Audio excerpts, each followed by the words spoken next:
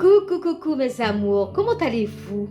J'espère que vous allez bien, grâce à Dieu. C'est vrai, je suis de retour, la sœur Yolande est de retour. Ça fait un moment que vous ne m'avez pas entendu, vous ne m'avez pas vu, c'est vrai. Je sais que je vous ai manqué et vous aussi, vous m'avez énormément manqué, grave manqué même. Donc, vous savez déjà que parfois, nous avons des soucis de la vie, nous avons des choses à régler, nous avons des projets aussi sur notre route que nous devons justement résoudre, régler, etc. Donc, c'est pourquoi vous ne m'avez pas entendu pendant un bon moment. Je pense que ça fait, si je ne me trompe pas, ça fait exactement 5 mois que vous ne m'avez pas entendu. Je pense que c'est 5 mois. Si je ne me trompe pas, bien sûr. Donc, aujourd'hui, je suis contente de vous retrouver, de pouvoir vous parler, de pouvoir refaire cette lecture que j'avais commencée avec vous. Donc, on va continuer notre lecture aujourd'hui dans Genèse 29, puisque la dernière fois, je vous avais quitté sur Genèse 28. Mais aujourd'hui, ce sera le chapitre de Genèse 29. Donc, je suis vraiment désolée pour cette absence qui a duré un petit moment quand même. Donc, aujourd'hui, je suis très contente de pouvoir vous retrouver à la gloire de Dieu, mes frères et sœurs. Donc, alors, comme d'habitude, je vais vous dire tous à vos Bibles, comme d'habitude, hein, tous à vos Bibles. Et nous allons commencer la lecture à la gloire de Dieu. Mais en tout cas, je sais que Dieu vous a fait grâce.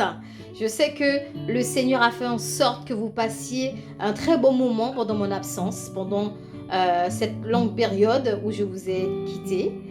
Et je sais que le Seigneur vous a béni, il vous a protégé contre tout. Je lui fais confiance sur tout ça, au fait, parce que je sais que c'est un Dieu qui nous aime énormément. Il ne se lâche jamais de nous, au fait. Malgré nos erreurs, malgré nos péchés, malgré tout ce qu'on a pu faire qui ne soit pas dans sa volonté, mais je sais qu'il ne nous abandonnera jamais. Il ne nous laissera jamais tomber. Parce que son amour est incomparable. Voilà. Donc alors, je vais commencer la lecture pour vous à la gloire de Dieu dans Genèse 29. Jacob se mit en marche et s'en alla au pays des fils de l'Orient. Il regarda. Et voici, il y avait un puits dans les champs, et voici, il y avait à côté 3 troupeaux de brebis qui se reposaient, car c'était à ce puits qu'on abreuvait les troupeaux. Et la pierre sur l'ouverture du puits était grande. Tous les troupeaux se rassemblaient là. On roulait la pierre de dessus l'ouverture du puits, on abreuvait les troupeaux, et l'on remettait la pierre à sa place sur l'ouverture du puits.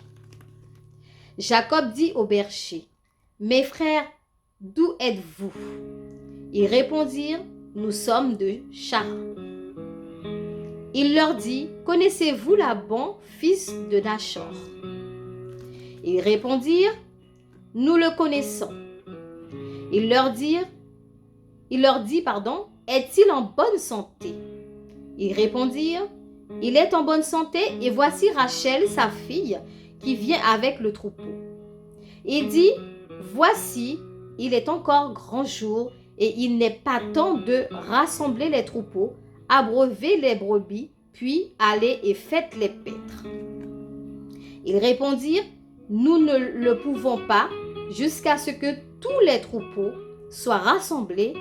C'est alors qu'on roule la pierre de dessous l'ouverture du puits et qu'on abreuve les brebis. » Comme il leur parlait encore, survint Rachel avec le troupeau de son père, car elle était bergère. Lorsque Jacob vit Rachel, fille de Laban, frère de sa mère, et le troupeau de Laban, frère de sa mère, il s'approcha, roula la pierre de dessus l'ouverture du puits et abreuva le troupeau de Laban, frère de sa mère. Et Jacob baisa Rachel, il éleva la voix et pleura. Jacob apprit à Rachel qu'il était parent de son père, qu'il était fils de Rebecca. Et elle courut l'annoncer à son père.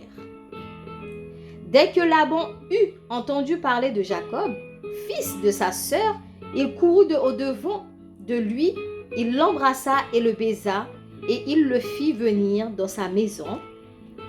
Jacob raconta à Laban toutes ces choses. Et Laban lui dit, « Certainement tu es mon os et ma chair. » Jacob demeura 1 mois chez Laban.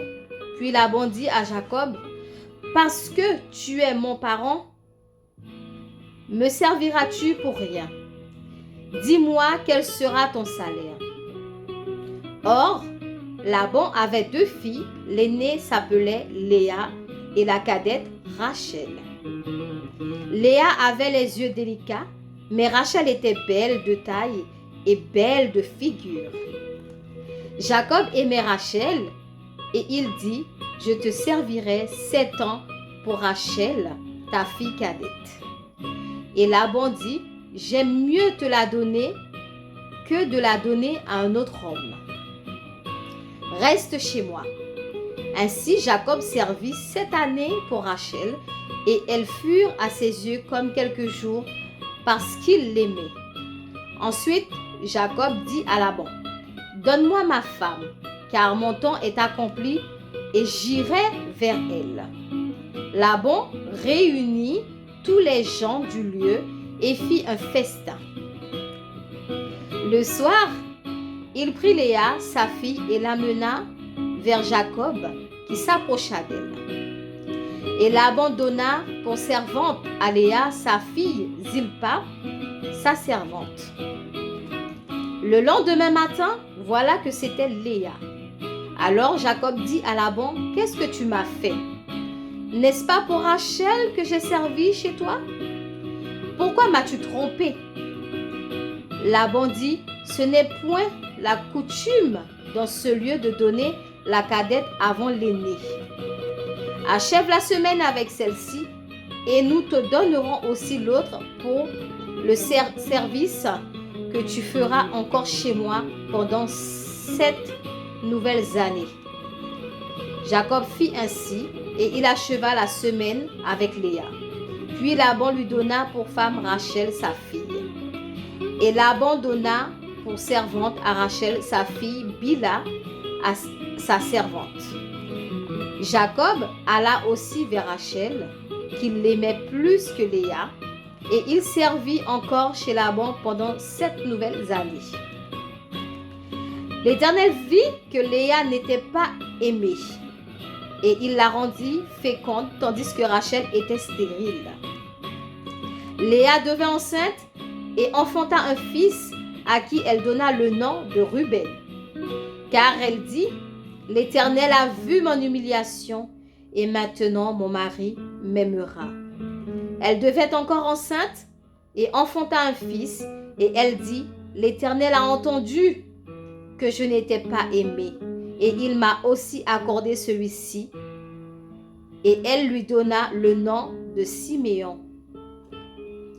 Elle devait encore enceinte et enfanta un fils et elle dit, « Pour cette fois, mon mari s'attachera à moi, car je lui ai enfanté 3 fils. » C'est pourquoi on lui donna le nom de Lévi. Elle devait encore enceinte et enfanta un fils, et elle dit, « Cette fois, je louerai l'Éternel. » C'est pourquoi elle lui donna le nom de Juda, et elle cessa d'enfanter. Amen. Dans cette lecture, vous avez vu comment notre Seigneur est merveilleux. Il est merveilleux. Léa ne pouvait pas... Léa était humiliée. Elle ne pouvait pas avoir d'enfant, mais Dieu l'a rendue féconde. Et du coup, elle a eu plusieurs enfants. Elle a eu plusieurs fils. Vous savez, mes chères sœurs, il y en a beaucoup parmi nous. C'est vrai que nous avons tendance à dire, oui, mais on ne veut plus d'enfants, on a fait trop d'enfants. Il y en a beaucoup de chrétiennes se plaignent comme ça. Mais sachez que il y a beaucoup de femmes dans ce monde qui aimeraient porter un enfant, mais qui malheureusement ne le peuvent pas. Elles sont obligées de payer, de gaspiller de l'argent à l'hôpital pour se faire des inséminations artificielles. Vous savez, ce n'est pas facile pour ces femmes-là. Ces femmes-là aimeraient bien sentir un enfant bouger à l'intérieur d'elles. Elles aimeraient savoir c'est quoi la sensation de porter un enfant. Mes chères sœurs, quand le Seigneur vous fait grâce, qu'il vous donne des enfants, que les enfants s'enchaînent, même si vous avez déjà 4, 5, vous faites encore un 6e, vous faites encore un 7e, un 8e ou un 10e, peu importe la quantité que Dieu vous donnera, ne vous plaignez pas. Pensez à celles qui ne peuvent pas enfanter. Pensez à celles qui sont stériles, qui aimeraient même avoir un seul enfant, mais qui ne le peuvent pas, malheureusement. Arrêtez de vous plaindre. Parce qu'un enfant, c'est une grâce venant de la part de Dieu.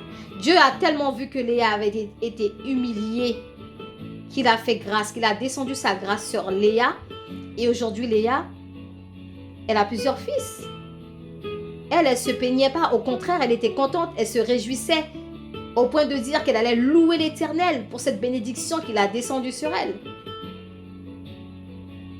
Arrêtez de vous plaindre. Lorsque le Seigneur vous donne des enfants, remerciez-le. Remerciez-le. Prenez votre temps de le remercier. Louez-le pour cette grâce. Parce qu'il y en a beaucoup actuellement qui pleurent.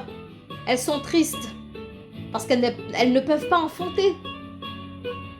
Et c'est très dur. C'est très très dur. Moi je sais ce que c'est parce que après ma deuxième fille, vous n'allez pas me croire, hein, après ma deuxième fille, j'ai fait 7 fausses couches, mes frères et sœurs. J'ai fait 7 fausses couches. Et je peux vous dire que ce n'est pas évident. Malgré que j'en avais déjà 2, j'étais triste, j'étais meurtrie à l'intérieur de moi. Mais à un moment donné, je me suis dit non, il faut que je fasse des jeûnes pour que Dieu puisse me faire grâce. Parce que j'avais envie d'avoir un fils. Et vrai, après les 7 fausses couches, Dieu m'a fait grâce, j'ai eu mon fils. Et après mon fils, j'ai une fille encore derrière. Là, j'ai 4 enfants, mes frères et sœurs. Et je suis bénie. Je suis contente, je suis heureuse. Donc, mettez-vous 2 minutes à la place de celles qui ne peuvent pas enfanter. Et vous allez savoir ce que c'est que de ne pas enfanter, de ne pas pouvoir enfanter, comment c'est dur. Donc voilà, c'est tout ce que j'avais à vous dire, mes chères sœurs, mes chers frères. Que Dieu vous bénisse et je vous dis à la prochaine fois pour une nouvelle vidéo à la gloire de Dieu. Je vous dis à bientôt, je vous fais d'énormes bisous. À bientôt.